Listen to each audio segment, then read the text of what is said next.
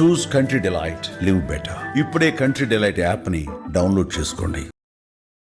నమస్తే. ప్రస్తుతం లైవ్ కాల్లో జాయిన్ అయ్యారు అడ్వకేట్ రజనీ గారు. మేడంతో మాట్లాడదాం. నమస్తే మేడం. నమస్తే అండి.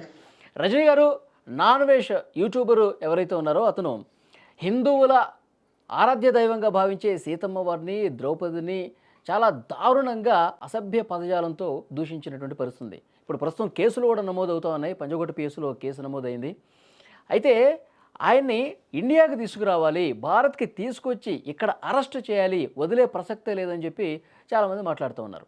ఎలా చెప్తారు మీరు? నమస్తే వలి గారు. ముఖ్యంగా భారతదేశంలో ఉన్నటువంటి హైందవ ధర్మాన్ని అవమానపరుస్తూ ఒక భారతీయుడైనటువంటి ఒక వ్యక్తి అన్వేష్ అంటూ ఏం అన్వేషించడానికి విదేశాలకు వెళ్ళినాడో మాకైతే తెలీదు. అతను ఏం ఉద్యోగం చేస్తాడో, అతను చదువు ఏంటో, అతని క్వాలిఫికేషన్ ఏంటో, అతన్ని రెగ్యులర్ గా వీడియోలు చూస్తుంటే అతను ఒక సంచారి. అదే కదా అతని పేరు కూడా నా అన్వేష్ అంటాడు. అతని పేరు అన్వేషో కాదో నాకు కూడా తెలియదండి. నా అన్వేష్ అతని యూట్యూబ్ ఛానల్ పేరు. అతను ఒక సంచారి. సో అక్కడికెళ్ళి ఆ వీడియోస్ చూపిస్తాడు. 14 ఏళ్ల పిల్ల మీద దాడి చేసినానంటాడు, రేప్ చేసినానంటాడు, వాడుకున్నానంటాడు. అసలు అతను వాడే బూతులు, అతను వాడే వల్గారిటీ, అతను చూపించే వీడియోలంతా నీచమైనవి. అసలు ఎప్పుడు ఎక్కడ చూడలేనంత దౌర్భాగ్యం అండి. కాకపోతే అది మనం ఎంత తిట్టుకున్నా మన దరిద్రం ఏంటంటే ఫైనల్ గా వాటిని చూస్తుంటారు ప్రజలు. సరేలే ఎంటర్టైన్మెంట్ సరదాగా అన్నట్టుగా చూస్తున్నారు. కానీ ఎప్పుడైతే సీతమ్మ వారి గురించి ఆ చీరలు కట్టుకుంటే ద్రౌపది సీత మీద రేపులు జరగలేదా అన్నటువంటి మాట తర్వాత హైందవ ధర్మంలో ఉన్నటువంటి హిందువులు, భారతీయులు చాలా చైతన్యమయ్యి కొంతమందిని చైతన్యపరిచి వీరందరూ అతని యూట్యూబ్ వీడియోల్ని రిపోర్ట్ చేసేస్తున్నారు. అంటే సబ్స్క్రైబర్స్ అన్ని తగ్గిపోతున్నారు. ఎవరు మానేస్తున్నారు. అంటే నువ్వు ఏవేవో చూపిస్తుంటే సరదాగా చూసినారేమో. మా ధర్మాన్ని నువ్వు అవమానిస్తావా? సీతమ్మ వారి మీద, ఆ ద్రౌపది మీద రేప్ జరగలేదా అంటారా? అంటే రామాయణ మహాభారతాలలో ఆయనకి తెలిసింది పావల నాలెడ్జ్ కూడా ఉండదేమో బహుశా. ఎందుకంటే ద్రౌపది చీరే పట్టుకునేది, ద్రౌపది చెయ్యి కాదు. ద్రౌపది చీర పట్టుకున్నందుకే మహాకురుక్షేత్రం జరిగింది. అది ద్రౌపదికి జరిగిన అవమానం. చీర లాగుతున్న సమయమే మనకు తెలుసు. అంతేకాని చెయ్యి పట్టుకున్నాడు, గుంజినాడు అక్కడ ఇదంతా లేదు. ద్రౌపది 5గురికి భార్య అంతేకాని కనీసం అర్జునుడికి భార్య సుభద్ర, అర్జునుడికి పుట్టిన కొడుకు అభిమన్యుడు. అంటే ద్రౌపది అనే ఒక మహిళ కేవలం ఒక కురుక్షేత్రానికే 5గురికి పాంచాలి, పంచభద్రుక అన్నట్టుగా 5గురికి భార్య అయిందే కానీ 5గురు ఆమెని తాకి తప్పు దృష్టితో చూసే పరిస్థితి కాదక్కడ. అందులో విశ్వసుందరి, ఇప్పుడు మన మిస్ యూనివర్స్ లాగా ఒక పెద్ద అందగత్తె ఆవిడ. అందుకట్ట ఈ కురుక్షేత్రం కోసమే నువ్వు ఇక్కడ అడుగు పెట్టావంటూ కృష్ణుడు భగవద్గీతలోనో మహాకురుక్షేత్రంలో చాలా చోట్ల ప్రస్తావించడం జరిగింది. ఆ ద్రౌపదికి జరిగిన అన్యాయానికి ప్రశ్నించలేదని, ప్రతిఘటించలేదని మహాదానకర్ణుడు, భీష్మ పితామహులు, ద్రోణాచార్యులు వారు, వీరు ముగ్గురు పతనం స్త్రీకి జరిగిన అవమానాన్ని ప్రశ్నించలేదేంటి, ప్రతిఘటించలేదేంటి? నీ విద్యలు లేకపోతే నీ విలువిద్యలు, లేకపోతే నీ సంస్కారం ఏమైపోయింది? నువ్వెంత పెద్ద కర్ణుడవని, ఎన్ని విద్యలు రానివ్వనప్పటికీ కానీ ఒక ఆడబిడ్డకి జరిగిన అవమానాన్ని, అత్యాచారాన్నో లేకపోతే ఇంకొకటి, అంటే ఇతను విన్న 2-3 పదాలు ఆవిడ మీద అత్యాచారం చేయలేదండి, అవమానించబోయాడు. అత్యాచారం అసలు చెయ్యలేరు వాళ్ళు. అది కేవలం అవమానం జరిగిన దానికే మహాకురుక్షేత్రం జరిగితే ఇతను అంటాడు ఆ ద్రౌపది మీద అత్యాచారాలు చేయలేదా, సీత మీద అత్యాచారాలు చేయలేదా అని. సరే, ఇది ద్రౌపది గారి స్టోరీ. ఇకపోతే సీతమ్మ తల్లి గురించి వాలి గారు, మీరు రాష్ట్ర ప్రజలకు కానీ మీరు కానీ తెలుసుకోవాల్సిన విషయం ఏంటంటే, రామాయణంలో సీతమ్మ తల్లి ఆ బాధలు పడబట్టే రావణుడి అంతం జరిగింది. ఎందుకు బాధలు పడబట్టే? అసలు ఆమెని బాధ పెట్టగల శక్తి ఎవరికి ఉంటది అంటే, ఇక్కడ భూదేవిలోంచి పుట్టింది సీతమ్మ తల్లి. అంటే ఆవిడ ఒకరి సాంగత్యంలో కలిగినది కాదు. అంత పవిత్రమైనటువంటి జన్మ. భీష్మ పితామహులది కూడా పవిత్రమైనటువంటి జన్మ అంటారు. ద్రోణాచార్యులు కూడా పవిత్రమైన జన్మ అంటారు. ఎందుకంటే భీష్మ పితామహులు గంగాదేవి నుంచి పుట్టినటువంటి బిడ్డ. అదే రకంగా ద్రోణాచార్యుడి జన్మ. సో ఇట్లాంటివి పవిత్రమైన జన్మలు అంటారండి. ఆ తల్లి భూదేవి భూగర్భం నుంచి వచ్చింది. మిథిలా నగరం జనక మహారాజు వారు పెంచుకున్నారు. వారి కుమార్తెగా మనందరికీ తెలుసు. సో, ఇక్కడ ఆడుకుంటూ చంటి బిడ్డగా శివధనస్సు ఎత్తేసి కిందుండే బాలు అంటే బంతి ఆట ఆడుతూ బంతి శివధనస్సు కింద పోతే, ఆ విల్లు ఎత్తేసి బంతి తీసి మళ్ళీ విల్లు అట్టే పెట్టేసి ఆ బంతితో ఆడుకుంది పసి వయసులో సీతమ్మ తల్లి. పెద్ద వయసొచ్చాక రావణుడు ఆ విల్లును కూడా ఎత్తలేడు. అంటే శివధనుస్సు విరిచిన వాడే సీతమ్మ తల్లిని పెళ్లి చేసుకుంటాడు అంటూ ఒక పాణిగ్రహణ సంబంధించింది పెట్టినప్పుడు స్వయంవరంలో కనీసం శివధనుస్సునే ఎత్తలేనివాడు. అంటే సీతమ్మ తల్లి పసిబిడ్డగా ఉంటూ ఆడుకుంటూ వెళ్ళినటువంటి శివధనుస్సునే వెత్తలేని వాడు సీతమ్మ తల్లిని ఎత్తుకుపోగలడా? అంటే ఆవిడ ఎత్తింది నువ్వు ఎత్తలేవు కదా! ఆవిడ చంటి బిడ్డప్పుడు ఎత్తింది కదా! ఆవిడ శక్తిమంతురాలువా? నువ్వు శక్తిమంతుడివా? ఆ తల్లే శక్తిమంతురాలు. చిన్నప్పుడే ఎత్తి పడేసింది విల్లు. నువ్వు పెద్ద పూజలు చేసినాక, నువ్వు ఎంతో మంది దేవతలు ఇంప్రెస్ చేశాక కూడా నీ వల్ల కాల. రావణ బ్రహ్మ అంటారు కదా! నువ్వు బ్రహ్మ అవ్వు, శివుడు పూజలు చెయ్యి. ఆ తల్లి ఎంత గొప్పదనంటే, ఆ తల్లి ఎత్తిందిన విల్లు నువ్వు ఎత్తలేవు. ఆ తల్లిని ఎత్తుకుపోతావు. ఇది మనం రాసుకోవాలంతే. అది రావణుడి అంతం కోసమే ఇలా జరిగింది. ఎందుకంటే అప్పుడు కూడా రావణుడు సీతమ్మ తల్లి చెయ్యి పట్టుకోలేదండి. ఈ చేతులు పట్టుకునే గోల ఎక్కడా లేదండి. కేవలం ఒక్క పాణిగ్రహణంలోనే, అది కూడా కన్యాదానంలోనే తండ్రి తన బిడ్డ చేతిని అల్లుడి చేతికి తీసి స్పృశించడం అప్పటి తరం. కానీ ఇక్కడ ఈ దరిద్రుడు చెప్తాడు, అప్పుడు రేపులు జరగలేదా? వాళ్ళు చీరలు కట్టుకోలేదు. రేపులేండి బొంద రేపు. ఆమెని తాకగల శక్తి ఉంటుందా ఎవరికన్నా? ఆవిడని తాకలేకే రావణుడు ఆవిడ గీత దాటి వచ్చాక ఆ మట్టిని పైకి లేపి తీసుకుని పోయాడు. అంటే అప్పుడు కూడా భూదేవికి పుట్టింది కదా! ఆ తల్లితోనే ఆ బిడ్డ వెళ్ళిపోయిందని. ఆ మట్టితో పాటు ఆ బిడ్డ అక్కడికి వెళ్ళిపోయింది కదా లంకకి. అక్కడికెళ్ళాక ఆంజనేయుడు లంక మొత్తానికి నిప్పెట్టి చక్కగా అక్కడి నుంచి ఇక్కడికి ఒక గంతేస్తే వచ్చినట్టుగా లంకలోకొచ్చేస్తే, తృణప్రాయంగా ఆంజనేయుడు భుజం మీద ఎట్టుకొని తీసుకొని వెళ్ళిపోగలడండి సీతమ్మ తల్లి. నువ్వు కాదు, ఆయన రావాలి. ఆయన రమ్మను. రావణ సంహారం చేసి అప్పుడు నన్ను తీసుకెళ్ళమను. ఎందుకంటే ఆంజనేయుడు శక్తి ఇటువైపు రాముడు, ఇటువైపు లక్ష్మణ్‌ను కూర్చోబెట్టి తీసుకెళ్ళగల బలం గల వ్యక్తి. అంత తేలికపాటిగా లంకలోకొచ్చినటువంటి వ్యక్తి. సంజీవని కొండనెక్కినటువంటి వ్యక్తి. తృణప్రాయంలో లంకకి నిప్పెట్టి సీతమ్మని కనీసం ఒక దుమ్ము రేణువు కూడా పడకుండా తీసుకెళ్ళగలడు. కానీ ఆవిడ రాదు. ఆవిడ రావణ సంహారం కోసమే ఆవిడ అన్ని కష్టాల్ని భరించింది. అందుకని ఇలాంటి కుక్కలు రేపటి రోజు మొరుగుతాయన్న ఉద్దేశంతోనే రాముడు లంక నుంచి వస్తున్న సీతని, నా భార్య ఏంటో నాకు తెలుసు. కానీ ఇలాంటి కుక్కలు మొరుగుతాయనే ఆ అగ్నిలో పునీతమయ్యి సీత తనను తాను పునీతురాలను చేసుకుని మళ్ళీ అడుగుపెట్టింది. రేపులు చేసేసినాడు. ఏంటా పిచ్చివాగుడు కుక్క మొరిగినట్టు? వీడు భారతదేశంలోనే పుట్టినాడా? భారతదేశం నుంచే విదేశాలకెళ్ళాడా? అలా కుక్క మొరిగినట్టు మొరిగినందుకే కదా వీడి సబ్స్క్రైబర్స్ మొత్తం టక రిపోర్ట్ కొట్టి పడేసింది. నువ్వేమన్నా చూపిస్తే చూస్తాం. కానీ ఇలాంటి కుక్క మొరుగుడితే సీతమ్మ తల్లిని అవమానిస్తే మేము ఊరుకోమంటూ ఇతన్ని అసభ్యమైన వీడియోలు చూసినటువంటి మగవాళ్ళు సైతం, హైందవ ధర్మాన్ని గౌరవించిన ప్రతి ఒక్కరు, భారతీయులు, ధర్మంతో కూడా పని లేకుండా భారతీయులు కూడా ఇతని వీడియోస్‌ని టక రిపోర్ట్ కొట్టేస్తున్నారు ఒక్క చిన్న పదానికి. ఎన్నో బూతులు మాట్లాడతాడు. అప్పుడు కూడా అనుకుంటూ చూసేవాళ్ళు. కానీ సీతమ్మ తల్లి జోలికొస్తే చూసినారా? మాడి భస్మం అయిపోయాడు. లంకే తగలబడిపోయిందే. అంత పెద్ద లంకా నగరం. రామరాజ్యం కూడా సరిపోదట. సబ్స్క్రైబర్స్ తగ్గిపోతున్నా దాని మీద కూడా ఆయన స్పందించాడు. తలుకు బెలుకులు రాళ్ళు ఎన్నున్నా నాకు ఉపయోగం లేదు. నన్ను సపోర్ట్ చేసే వాళ్ళు డైమండ్స్ ఉంటారు కదా! వాళ్ళు కొంతమంది ఉన్నా నా సబ్స్క్రైబర్స్ చాలని చెప్పి మాట్లాడుతూ ఉన్నాడు ఆయన. సో ఒకటి సార్, ఇవాళ మెరిసేదంతా బంగారం కాదంటాడు కదా! కంచు మోగినట్టు కనకమ్మ మోగదంటాడు కదా! ఇవాల్టి రోజు అతని వీడియోస్ చూసే డైమండ్‌లు ఎవరైతే ఉన్నారో వాళ్ళందరూ అతని జాతి వాళ్ళే. అతని జాతి వాళ్ళే అతనితో వీడియో చూస్తారు. ఒక రచయిత తాగే వాళ్ళతో కలిసి కూర్చొని తాగడు.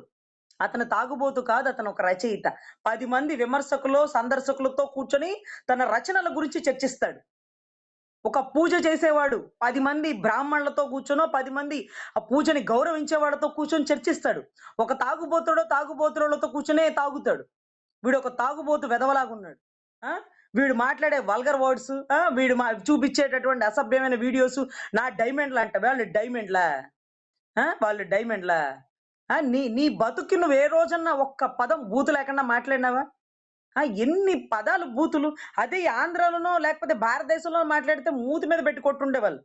సో ఇప్పుడు కూడా అతన్ని అరెస్ట్ చేయాలి. ఇప్పుడు గౌరవ మహిళా కమిషన్ చైర్పర్సన్ గారు అతని మీద యాక్షన్ తీసుకోవాలంటూ అక్కడ ఉన్నటువంటి నెటిజన్స్ అందరూ పెట్టేసినారట. అంటే ఒక చీర లాగినందుకే కురుక్షేత్రం జరిగింది.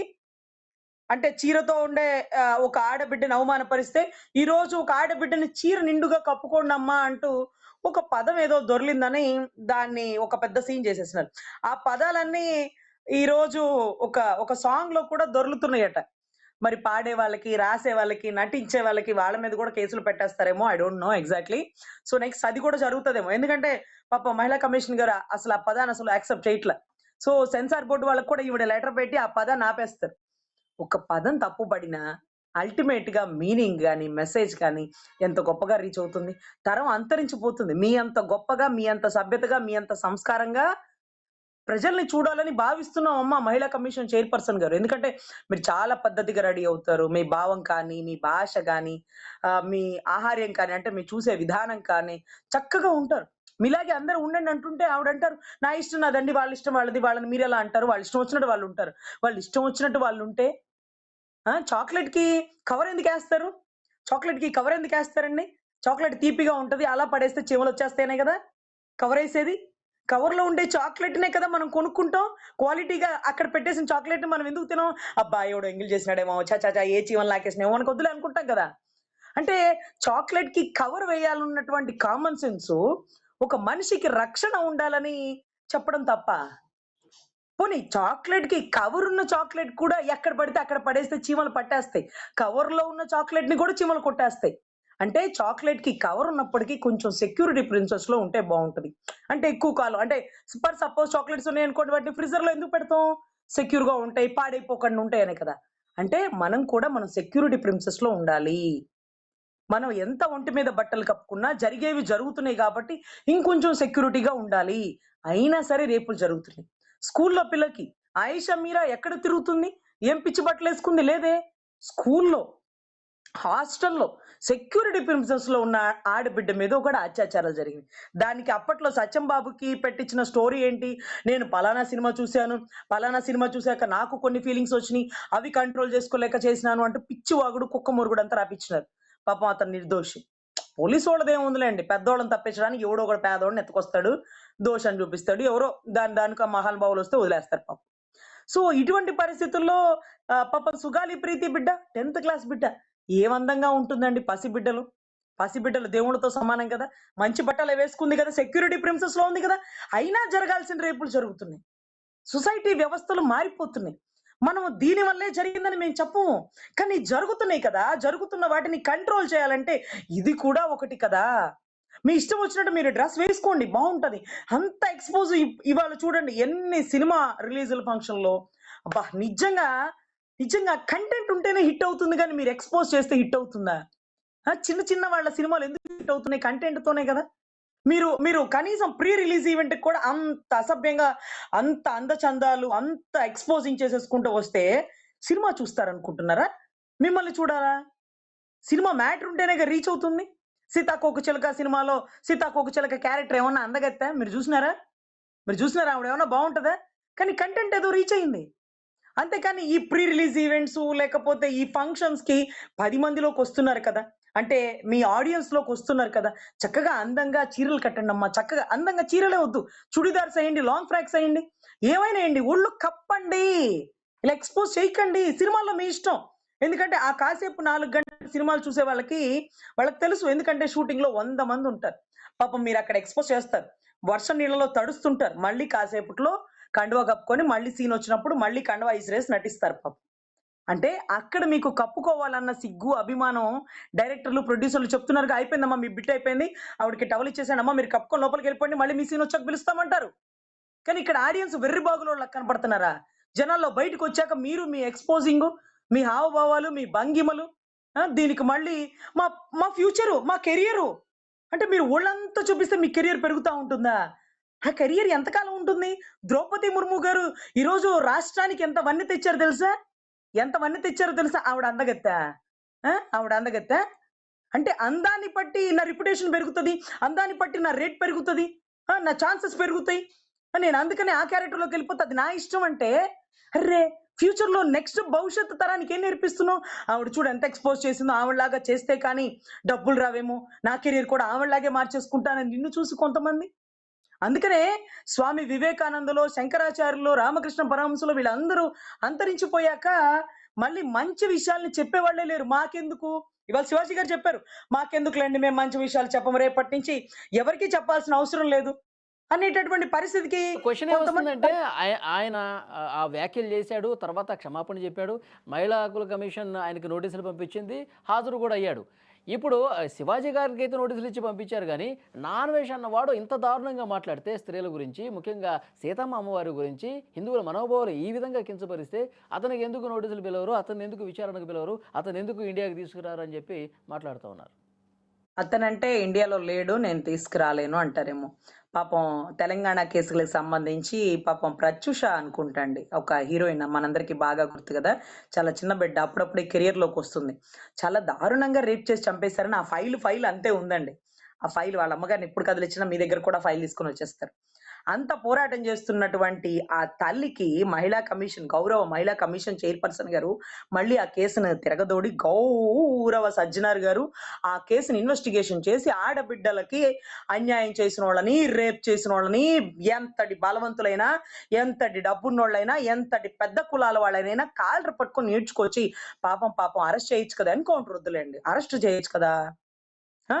అంటే ఇప్పుడు నా ఇష్టం, నా బట్టలు అన్నటువంటి గౌరవ వ్యక్తులు ఎవరైతే ఉన్నారో, శివాజీ గారు ఒక పేరుని ఎక్కడ ప్రస్తావించలా. కానీ గుమ్మడికాయల దొంగ అంటే ఎవరు అంటే ముందుకొచ్చేసినటువంటి అనసూయ గారు, "మా ఇష్టం, మా బట్టలు" అని అన్నారు. అదే శివాజీ గారిని మహిళా కమిషన్ ఆఫీస్‌కి రమ్మన్నారు కదా! ఆయన కూడా నాకు గాలాడట్లేదు. నేను కట్ బనీన్ వేసుకొస్తాను. షార్ట్ వేసుకొని మహిళా కమిషన్ ఆఫీస్‌కొస్తానంటే, పాపం మహిళా కమిషన్ గారు ఆయన ఎదురుగా కూర్చొని ఆయనతో మాట్లాడాలంటే ఎంత ఇబ్బందిగా ఉంటది. "ఏంటండి ఈ డ్రెస్ శివాజీ గారు?" మీరు మహిళా కమిషన్ ఆఫీస్‌కొస్తున్నారు కదా! ఇలా రెడీ అయ్యారంటే, "ఆ! ఆ! అయ్యయ్యో! మా ఇష్టమండి. నాకు గాలాడట్లేదండి." అదే కదా! మంచిగా రెడీ అవ్వమంటేనే ఆడవాళ్ళకి కోపమొస్తే, మరి మగవాళ్ళం కదా! ఇప్పుకొని తిరిగేవాళ్ళం. చొక్కా ఇప్పేసి తిరగగలం. అయినా కానీ నేను బనీనేసుకున్నాను. ఇలా వస్తే మీకు ఇబ్బందిగా ఉందా? అక్కడ అంత అందంగా ఒలకబోస్తుంటే మాకు కూడా చాలా ఇబ్బందిగా ఉందండి. చూడలేకపోతున్నాం. అంటే మనం వేసుకునే బట్టలు వలి గారు, చెడ్డవాడికి కూడా మంచి ఆలోచన కలగాలి. మంచివాడికి చెడు ఆలోచనలు కలగనీయకూడదు. మంచివాడికి చెడు ఆలోచనలు కలగనీయకూడదు. వాళ్ళు మంచి వాళ్ళే. మంచి వాళ్ళు కూడా ఆ భంగిమలు, ఆ హావభావాలు, ఆ డ్రెస్సు, ఆ ఎక్స్‌పోజింగ్ చూస్తే వాళ్ళ మనసులో కూడా సెకండ్ థాట్ వచ్చేస్తుంది. అదే కదా పాపం గరికపాటి గారు చెప్పారు. "అరె! ఏంటమ్మా మీరు అలా రెడీ అయితే ముసలి వాళ్ళం" అంటే ఆయనతో కూడా ఆ మాట అనిపించుకునే పరిస్థితికి మీ భంగిమలు, మీ హావభావాలు ఉంటే తప్పు కదండీ! అన్నవాళ్ళు తప్పైతే మీరు ఎక్స్‌పోజ్ చేసిన వాళ్ళు సరే ఈ మధ్య కాలంలో అన్ని అదే పదాలు వాడుతున్నారు కదా! అసలు నిన్నటి రోజు మొత్తం అంటే అదే కదా పాపం చిరంజీవి గారు అప్పుడెప్పుడో అదేంటి మీరు అలా రెడీ అవ్వకూడదు, ఇలా రెడీ అవ్వకూడదు, మీరు చక్కగా ఉండండి అంటూ ఒక మూవీలో ఒక సాంగ్ ఈ మధ్య ట్రెండ్ అవుతుందండి. ఈ 1 వీక్ నుంచి కూడా. అంటే చీర కడితే సింగారం, పొట్టి బట్టలు వేశారా మీ బతుకు బండారం, అర్ధరాత్రులు తిరిగారా అంటూ కొన్ని మెసేజ్‌లొస్తున్నాయి. అది పాటలు కదా సరదాగా దొర్లేస్తున్నాయి మనం పట్టించుకోం. గట్టిగా ఎవరైనా బయటికి చెప్తే మీరెవరు చెప్పడానికి? అరె! పాట రాసినోడు సామాజిక స్పృహ కలిగినోడు. ఆ పాడినోళ్ళు అంతకంటే సామాజిక స్పృహ కలిగినోళ్ళు. ఆ మెసేజ్ ఇచ్చిన చిరంజీవి గారు సొసైటీకి ఎంత గొప్ప మెసేజ్ ఇస్తున్నారు. సో, అది చూసిన ప్రేక్షకులు అదిగో చూడు చెప్పారా పొట్టి బట్టలేసుకుంటే పట్టపగలే బండారం. సో, ఇటువంటి పదాలు మీ ఇష్టం వచ్చినట్టు మీరు రెడీ అవ్వండమ్మా అనేవాళ్ళు నిజంగా అది కరెక్ట్ కాదండి. సొసైటీ ఒక దారిలోకి చెడిపోతుంది, మారిపోతుంది. దాన్ని మనం ప్రయత్నించి మరి మార్చుదాం. ఎక్కడి నుంచో వచ్చిన సోనియా గాంధీ గారు, ఇందిరా గాంధీ గారు చక్కగా అసలు వాళ్ళు వైట్, వైట్ కలర్ బ్లౌజే వేసుకుంటారండి. వైట్ కలర్ బ్లౌజ్ వేసుకుంటారు. మొత్తం ఫుల్ నెక్‌డ్. ఎంత పొందిగ్గా ఉంటారండి. పక్క దేశం నుంచి వచ్చి భారతదేశంలో ఉన్న వాళ్ళే పొందిగ్గా ఉంటూ ఈ దేశస్తుడిని చేసుకున్నందుకు గౌరవంగా ఉంటుంటే, మీరు మాత్రం విదేశీ సంస్కారాన్ని అలవరుచుకుంటారు. సో, ఎనీవే వలి గారు దీని గురించి నేను పూర్తిగా ఖండిస్తున్నానండి. అన్వేష్‌కి రిపోర్ట్ పెట్టాలి. అన్వేష్‌కి సంబంధించిన సబ్‌స్క్రైబర్స్ అందరూ బ్యాన్ చేసేయాలి. అతని వీడియోస్ చూడకూడదని నా వినతిపూర్వక విన్నపమండి. ఎందుకంటే సొసైటీ యువత పాడైపోతుందని దాని అర్థం అండి.